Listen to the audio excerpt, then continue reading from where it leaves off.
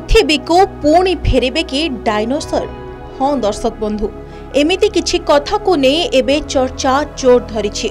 एबे पुणी थरे पृथ्वी पृष्ठ को डायनोसर फेरिबार आशंका बढ़ी चलीछि। दिन थिला आजिठारु प्राय कोटी कोटी वर्ष पूर्वरु दुनिया रे राज करुथिले डायनोसर। हेले परे लोप पाइगला एही विशालकाय जीवंकर वंश। हेले वर्तमान डायनोसर रो कहानी केवल चलचित्र एवं कहानी रे ही सीमित होई रहि जाइछि। डायनोसर वंशर अंत बहु वर्ष पूर्वरु हेलाणी, किंतु वैज्ञानिक माने समय समय रे एही जीव विषय रे अनेक आश्चर्यजनक मंतव्य देउछन्ति। तेबे एहारी भितरे पृथ्वी रे विशाल डायनोसर रो अस्तित्व सहित जड़ित आउ एक कथा सामना को आसीछि। किछि वर्ष पूर्वे एक हॉलीवुड सिनेमा मुक्ति लाभ करिथिला, जहार नाम होछि जोरासिक पार्क। एही फिल्मटी खूब लोकप्रिय एवं एहा अनेक रेकर्ड मध्य भांगिछि।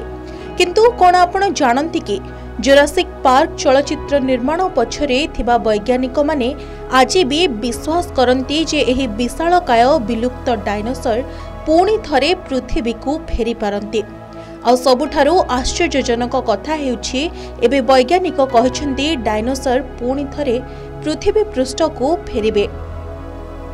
वैज्ञानिक माने चेतावनी दैछंती जे जलवायु परिवर्तन एवं आंथ्रोपोजेनिक CO2 निर्गमन जोगु पुणी थरे पृथ्वी को डायनोसर प्रत्यावर्तन होई पारे।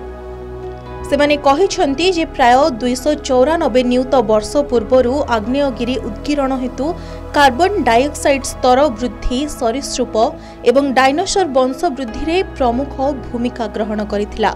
निकटरे सेंट एंड्रयू नामक एक विश्वविद्यालयर विशेषज्ञ मानक द्वारा एही गवेषणा करा जायछि, जहा परे एबे पृथ्वी को पुणी थरे डायनोसर फेरिबार आशंका वृद्धि पाइछि।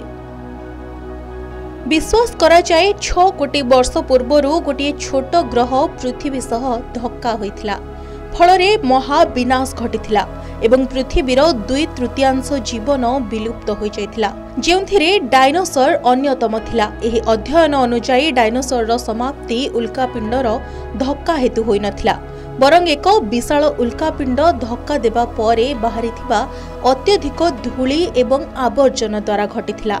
वास्तव में एही विशाल उल्कापिंडर आवर्जनारू बाहरिथिबा धूली हजार हजार वर्ष धरी पृथ्वी पर्यंत सूर्य किरण पहुंचीबा बंद कर देथिला।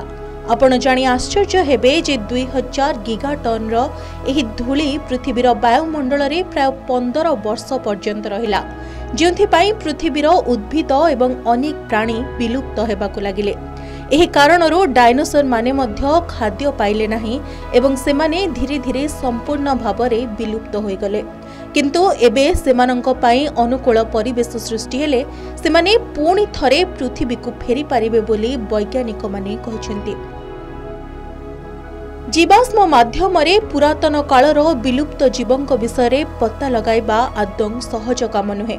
वर्तमान जीवाश्मरू विलुप्त जीव डायनोसर विषय रे पता लगाइबाको वैज्ञानिक माने अहरह उद्यम जारी रखिछन्ति। किछि वैज्ञानिक एथिरे सफल मध्य होइछन्ति, मात्र डायनोसरक समस्त रहस्य उपरु एबे जाय भी पर्दा उठी पारे नाही। ब्यूरो रिपोर्ट के न्यूज ओडिशा।